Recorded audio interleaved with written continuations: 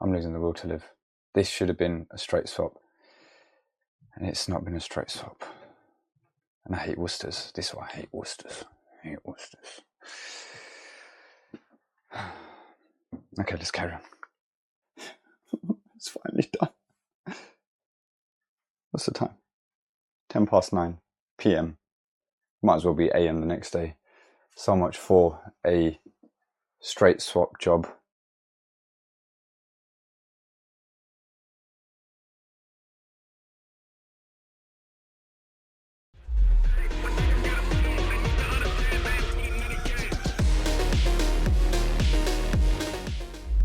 What's happening, everyone? Happy Sunday. Hope you've had a great weekend. We've finally got some fantastic summer weather, and it looks like Monday is going to be an absolute scorcher, 32 degrees. Well, in London, so I don't know where you guys are watching. Hope you're getting a bit of sun as well. Haven't done an intro video for a while. I've just been a bit busy and I've just been trying to keep up getting the videos out. But I just want to mention a couple of new things. Firstly, new mics. Got the new Hollyland Lark Max. I upgraded from the original ones that I had.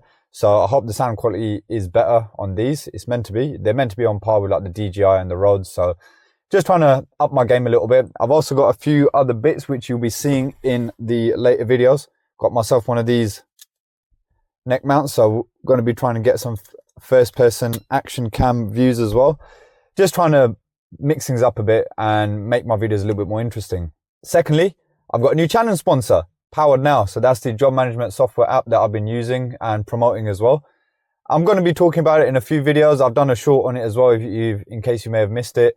But it's just, it looks like things are growing for me on the YouTube side of things, and I'm really happy. And I couldn't have done it without the support of you guys, my subscribers, my viewers, my watchers, my commenters, the people who love the channel and the people who hate the channel. Doesn't matter. It all basically brings an interaction, and I'm thankful for everything. But mainly to the nice people. So, well, I got to stop saying so. I've had so many comments on one of my videos that I keep saying so. So, I'm trying to edit out, and I'm trying to not say so often. Does that make sense? Anyway, this is a video which done my absolute head in on the job. It was a very hot and sweaty day. The job was meant to be a straight swap, and it didn't end up being a straight swap. It never is, my luck. I hope you enjoyed the video. It was a very stressful video, so I'm sorry I'm just keep saying so, but I would really appreciate if you guys could hit the like button. Let's try and get 300 likes on this video. I don't know if I will, but let's try and get 300 likes. And if you haven't subscribed, please, please, please do subscribe. It really helps me and it means a lot to me, and it keeps me motivated to make these videos. Hopefully I've got some more interesting content coming your way. Hope you're having a great summer. If you're going away on holiday, have a great time. If you've been on holiday, I hope you've had a great time. Let's just get on with the video. Have a good day. Hope you've had a good day. Have a good evening. Laters. Welcome to today's sweaty episode. The time is 10:34 and I believe it's probably already getting close to 24 degrees, which is what it's going to be today. Finally, it seems like we've got a bit of summer in July, but I'm doing something which I never thought I'd do in my career. I'm fitting up. I can't bring myself to say it. I'm fitting one of these today. And the reason why I'm fitting one of these today is I'll show you. You guys have seen this one before. Done quite a bit of work on this boiler, but the customer's now had enough and they're ready to change the boiler. We've got Green Star here, and the reason why I'm fitting another, let's just say Worcester, is because the pipework here is a complete mishmash. You saw when I changed the plate on this one, I had to take the boiler off the wall because there was no way for me to drop it out the bottom or anything like that. So to save me from having to repipe it all, we've gone with another Worcester 4000, so all the pipework should line up with the new jig. Obviously the expansion vessel is now inside the boiler, which is good, so we should have a nice clear run behind the boiler, and because it is a Worcester for Worcester, everything should just line up and it should be a new jig, slap the boiler on, and hopefully it should be as straightforward as that. So I've got Tony helping me today. Well, we're helping each other out. He's helping me with the boiler, I'm helping him because he needs some bits for his portfolio. How many more you got left after this? Another 2 installs after this. Another 2 installs. So I've got another install. I've got another couple of installs coming up, so we'll see. Work around Tony's work schedule as well, and hopefully get him signed off. Currently got the power flush machine set up, so that's warming up. Plan is once that's, well, we're going to take the boiler off in a minute. Once that's up to temperature, connect it straight onto the flow and returns. Do the power flush. Do the condense. I'm going to be coring a new hole for the condense because the condense run here is long-ish. It's currently just running in overflow pipe going straight to the gully, but I'm going to upgrade that to 1.25 inches. So I'm going to be coring a new hole with a pipe snug and taking that all the way there. So that's, yeah, it's not going to be a long thing to do anyway. The PRV, I believe, on the 4000 is in a different location. I think it's at the front. I'm not 100% sure, but we'll see. So yeah, for the time being, everything's been isolated. Drop test's been done. And yeah, I think we'll probably just get the boiler off the wall now, and then we can start flushing as soon as the machine is up to temperature.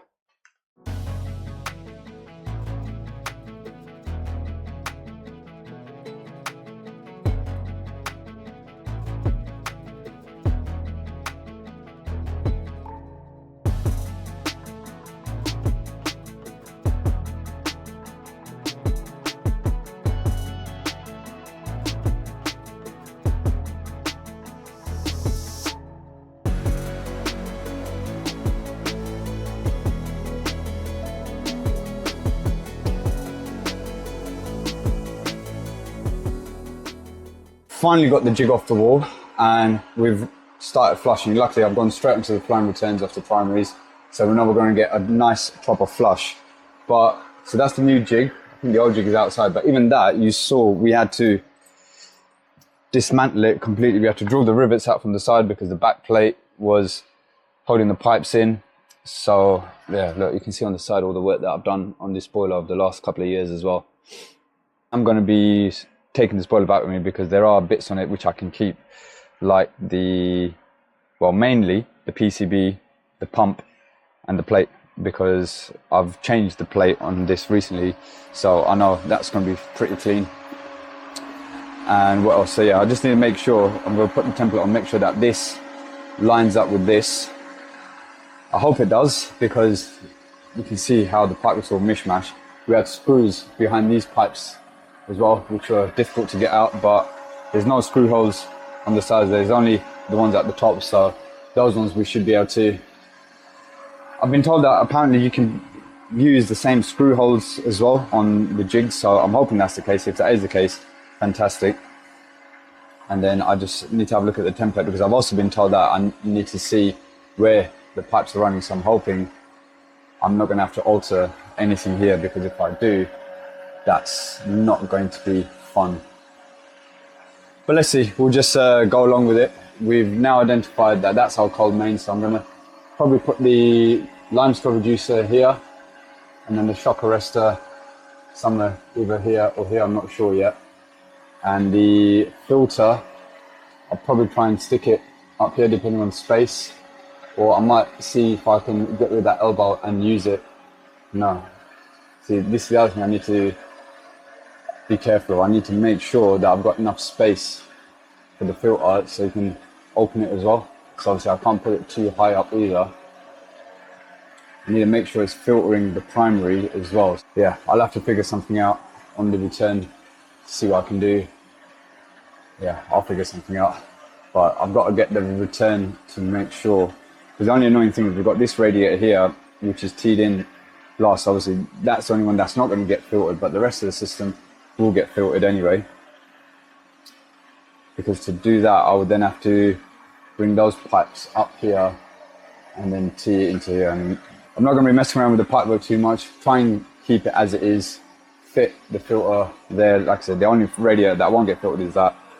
Yeah, we're just going to crack on now. So everything's going to get circulated for an hour. We'll then start isolating the rads one by one, then dump everything out. And in the meantime, we'll probably do, yeah, I'll probably get all this bit done, core the new hole for the condense, get all that stuff done, and then hopefully it should just be a case of getting the boiler on the wall, getting the jig on, and then just hanging the boiler on, and it will line up to everything else as well. So fingers crossed, let's see how we get on.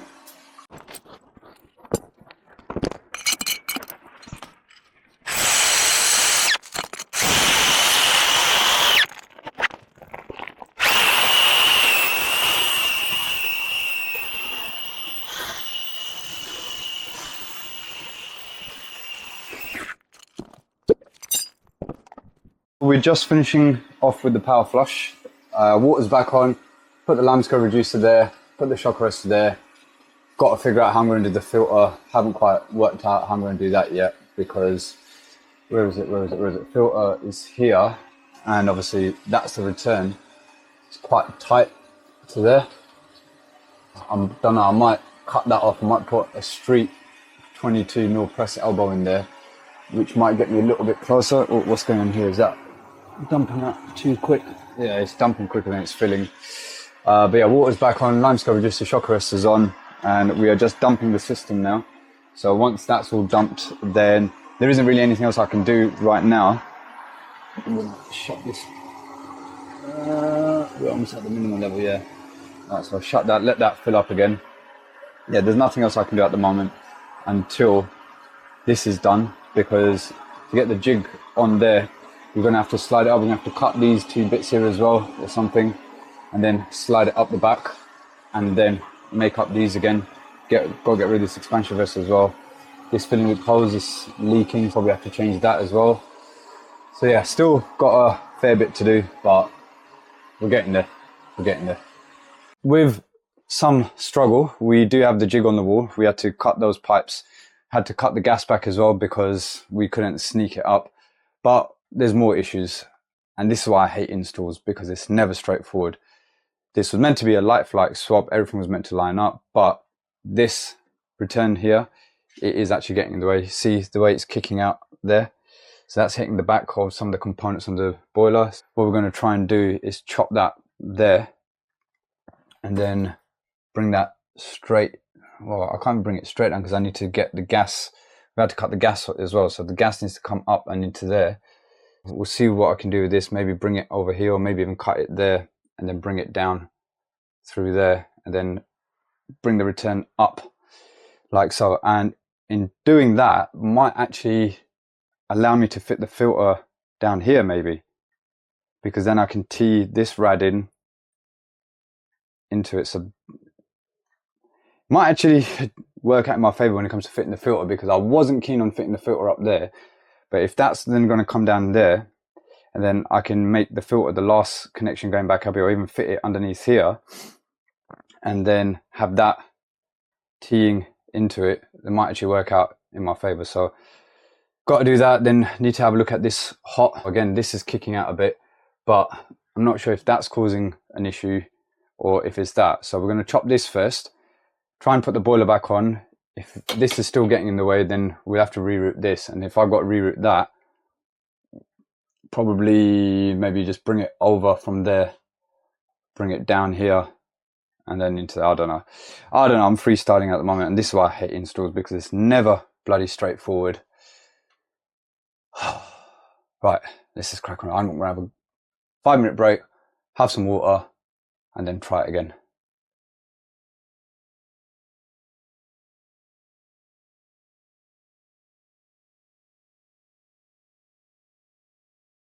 Yeah, that is also hitting the back of the boiler. We need to figure out how to bring that. I reckon we're going to have to do it above here, bring it next to that return, and then into the hot. So we're going to have flow, return, hot coming down here. Return's going to go in between that. Probably just chop that there. So then try and get onto there. And then this, yeah, bring it, because I need to make sure I clear the flue as well. So yes, it's going to literally have to be from there over, down, and onto there. Long, but it's got to be done. So the one good thing, well, I said the only good thing about this job is the fact that I didn't have to worry about doing any paperwork when I got home, because it was a late finish and I didn't want to have to think about the job again. And this is why having a good job management software app like Powered Now at your fingertips is such a powerful tool. Because I'd already prepared the job on the app, it was already quoted on the app, I literally just had to go into it, press one button, convert that quote into an invoice, and press another button, and the invoice got sent to the customer, and the invoice was settled before I'd even left the property. Because I'd done the job, it was all commissioned, and all I had to do was register it, so there was no reason for the customer to not pay. Stuff like that, it just helps you out when you're dealing with big jobs like this, when you're already stressed out as it is, the last thing you want to be worrying about is chasing your money. If you want to give it a try, click the link in the description. I have put a link in there. You do get a 14-day free trial period without having to enter any card details. Give it a go, have a play around with it. You might just find it works great for you. If it doesn't, you haven't lost anything. But it's just something to help you guys out, because I do genuinely use it, and it does make my life a lot more easier when it comes to having to deal with all the paperwork and admin side of things. I hope you find that useful, and give it a go and let me know what you think. Right. Well, you can just tell by the state of me, I'm not a happy bunny, but we're getting there. It took me probably an hour to get that PRV threaded connection. Even though I followed the MIs and I made up the PRV connection beforehand, it just didn't want to thread on. I ended up having to actually take the PRV out, then thread it on, and then push it back in. That's done. Everything's done. You can see we're up to pressure now, finally. And this is where I managed to get the filter as the last point before the return, because I was initially going to put it up there, but then it wouldn't have filtered that rad, and that probably wouldn't have been easy when it comes to cleaning it, servicing, something like that, because I wouldn't have been able to get the top off. Here I can get it off, and we had to reroute it this way anyway because of all the mishmash of the pipework behind. So it's not the greatest in terms of pipework, but I've just had to adapt onto whatever existing mishmash there was. So that rad's been reconnected up into there, so now that's also going in before the filter. Filter is the last point on there, and yeah, have a look up there. It's all a bit jiggery pokery, but gas is good. We've tested that, so that's all fine. I just need to open up the isolation rather than do another drop test to make sure that this part is all good as well. The condenser's been done externally already. I've got to now do stats done.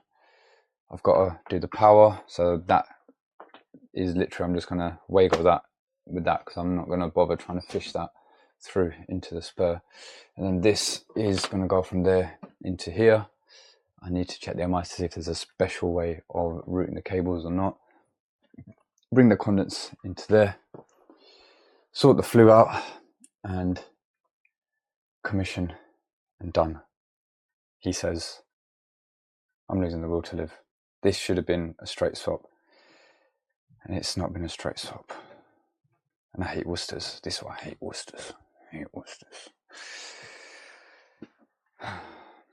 Okay, let's carry on. It's finally done. It's finally done. What's the time? 9:10 PM. Might as well be AM the next day. So much for a straight swap job. Never is. And this is why I don't particularly enjoy installs. Breakdowns, give me a full strip down. Let me strip the boiler out, put it back together, no problem. Installs, I'm not a big install fan. But it's done, it's all been commissioned. We've got 19 millibar working pressure at the gas valve as well. So that's wicked. And we had, what do we have? 21? Because it allows for some absorption in the gas valve. I think we had here, it was about 20. Basically, it's within the limits. It's been dosed with inhibitor, flue's been sealed, scale reducer, shock arrestor, EPH thermostat, and we are out of here. My personal opinion on a Worcester, no. Would I fit one again? No. I'm not a fan of them. This was a one-off because I thought it was going to be a light flight swap, but it wasn't. I may as well have fitted another boiler and redone the pipework because I had to do a fair bit anyway. Not a fair bit, but I'm moaning because I'm tired and it's just not gone how I wanted it to go. So, but yeah, I'll repair these, no problem. I'll strip them apart and I'll repair them, but fitting them, no. I'm just not a fan of boilers on jigs. But I'm going to stop waffling now. Thank you for watching. Don't forget to like and subscribe, and I'll see you on the next one.